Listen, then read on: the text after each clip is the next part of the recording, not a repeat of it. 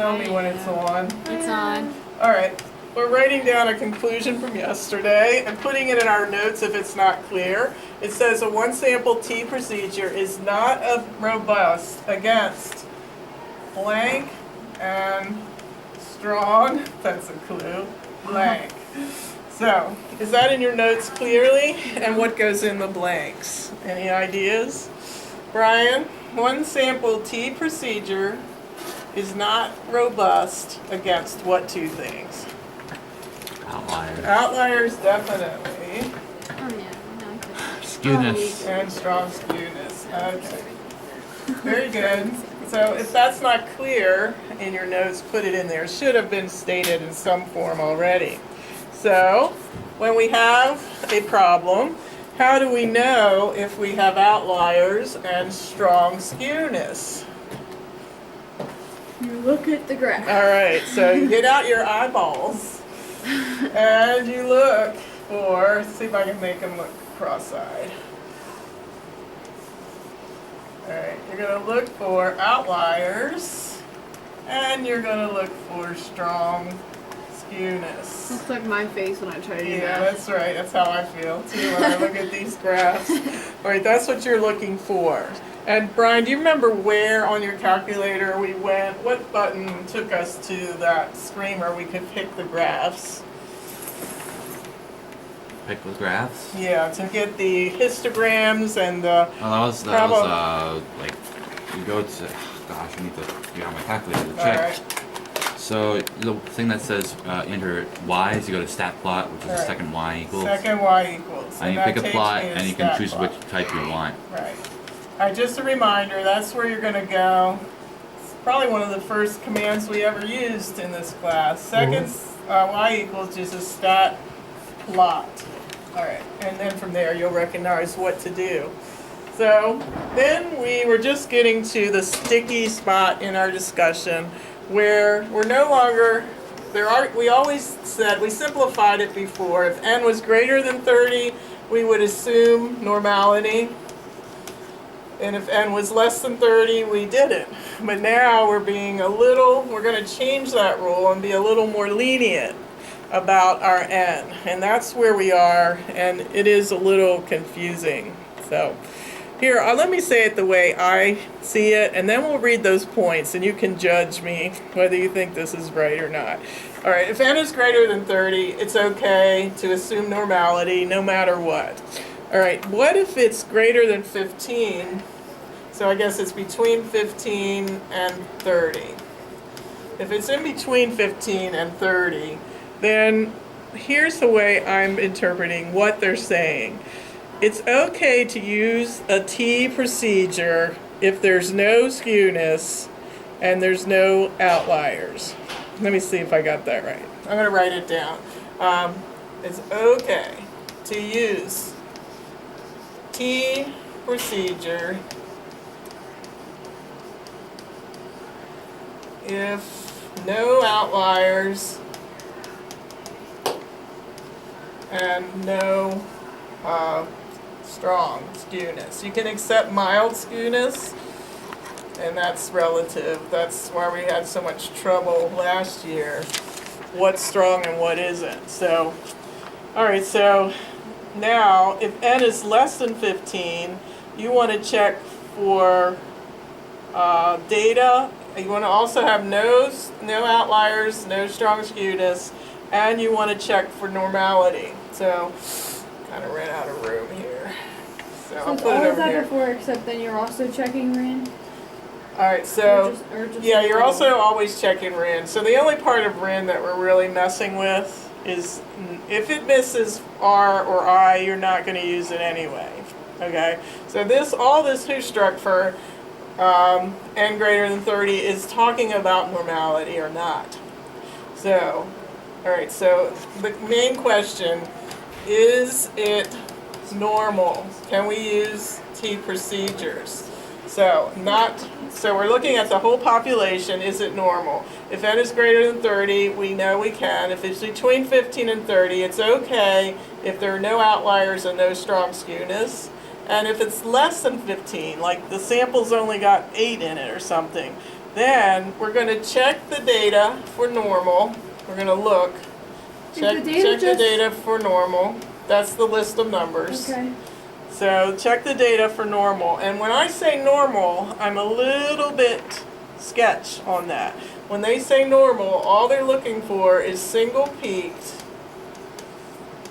Single Roughly peak, symmetrical. yeah, very rough, very roughly symmetrical.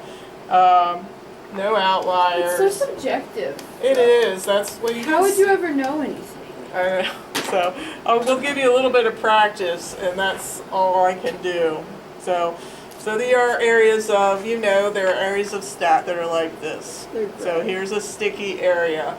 So is it normal? When n is greater than 30, we're going to say yes. If it's between 15 and 30, it's okay when you look at the data that has no outliers or strong skewness. Notice I didn't check for, I skipped looking for, skip the step here, skip checking for normal. If it doesn't have any outliers or strong skewness, isn't going to look normal anyway. Pretty much, Okay. yeah. But you don't have to worry about the actual shape. So what if it's slightly skewed and no outliers? See, that's not going to have a normal shape, but you're going to say, okay. Here, if n is less than 15, you check for normal, single peak, no outliers. And of course, no skewness, because you're looking for a single peak. So anyway, let's do a practice. Or let's read this and see if they're saying the same thing. There's 3 dots and 3 of you. So start out with sample size less than 15. That's where I said, check the data for normal. You're looking for single peak, and a rough normal, single peak, no outliers. Go ahead, read what they say. Use T procedures if the data appear close to normal, roughly symmetric, single peak, no outliers. If the data are clearly skewed or if outliers are present, do not use T. All right. So that's what they're saying for small sample sizes. Okay. Okay. Sample size at least 15. The T procedure can be used except in the presence of outliers or strong skewness. And I said, okay to use so I said the same thing. So you don't really look for normal, just that. But like she said, it's usually normal if they don't have either of these things. Brian, are you with us? Could you show him where he's to read? Okay. 0.3. I understand. Okay. I'm trying to think about what these graphs might look like in my head, and I can't quite picture them. Just if it's skewed, why would?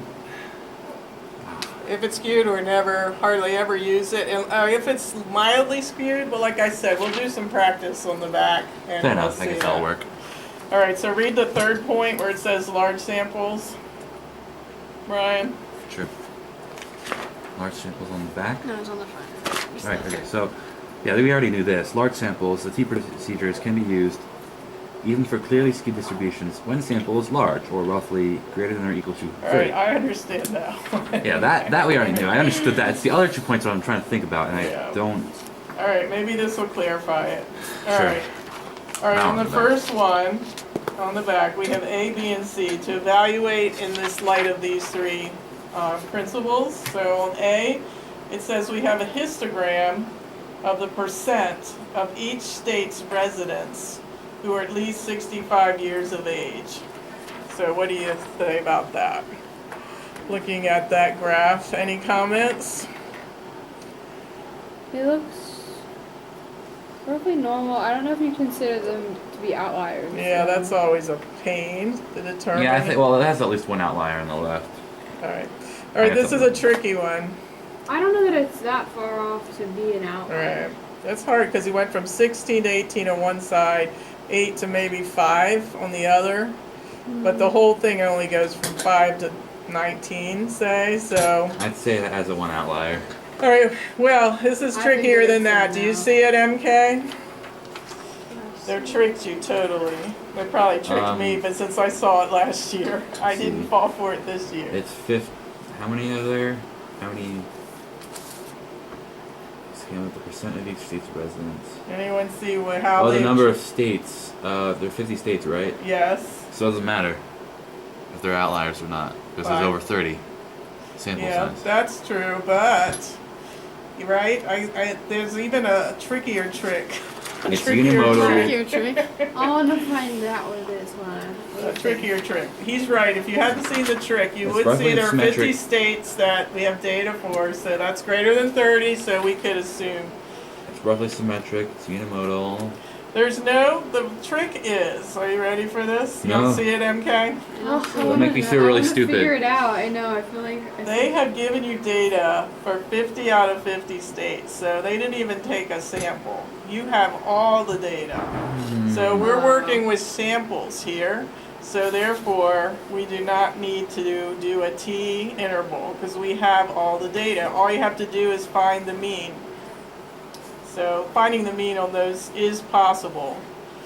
So we're not asked to do that, but that's what went wrong on that one. So if you are given all the data, you just find the mean of the population. So no sampling when all the data is present. So how would you know that on this one? Because it says each states. So they gave you data for every state. All right, I missed that last year, so. All right, let's see. Letter B is not a trick. All right, figure 8.1 is a stem plot of the force required to pull apart 20 important for pieces you to of look at, sorry. Douglas fir. Yeah, that's right. Did you That's see? an entire diagram. Talk to her about that now that she can see it. Okay, so we were looking at this graph. We were asking whether or not we can use T procedures for this data. We were like, oh, maybe it has outliers. Oh, it looks pretty normal, but then they tricked us by showing us a graph of all the data. It's not a sample, so we don't even have to find a confidence interval. Right, Because we can just find the mean and it'll be exact. right. Okay, cool. Well, very well put. All Good job, right. man. All right, you hold the camera. We'll let the others talk now. All right, what about B?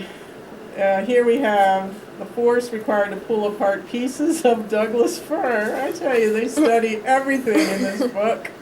All right, Brian, I wanted to be interested. what do you think about that one? How many That's how many just 20. pieces of data? 20, you count it? Yeah, and we're in this- it's strongly skewed, Yeah. so I'm, yeah. Right. So if you pick up your pen No. and trace the shape of that graph, like I did, it is really, really skewed. So Yeah. you okay with that?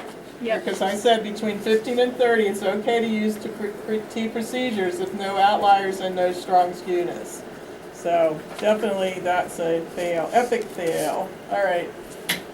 The next one is a stem plot of the length of 23 specimens of the red variety of tropical flower. So if you draw a little shape around those, do you see what I mean, by drawing? Yeah, the I do it shape? in my head. Okay. Yeah, it looks Alright. pretty good to me. All right. It does have some skewness. Yeah, but not enough. I like, wouldn't it's call that, strong. and you were saying what's strong skewness? So I don't think that's strong skewness. What do you think? I agree. All right, so how many data points are there on that? 23. Okay, that's right, they told us. All right, so it's mildly skewed. Would you say there's any outliers? No. So once again, we're between 15 and 30, so we're gonna say use the T procedure. All right, so I hope that helps a little bit. They didn't give us any that were below 15. Maybe they'll show up in our assignment. All right, well, we've come to that moment we come to in every chapter where we finish all the information. And we like to, the last couple times, hopefully we find it helpful, we like to make sort of a study sheet. So MD, we're going to shut this down because we're going to be chatting and we'll show you the results of our study sheet. So we hope it's going well there. Yeah. Have a good time. Bye. All right, bye.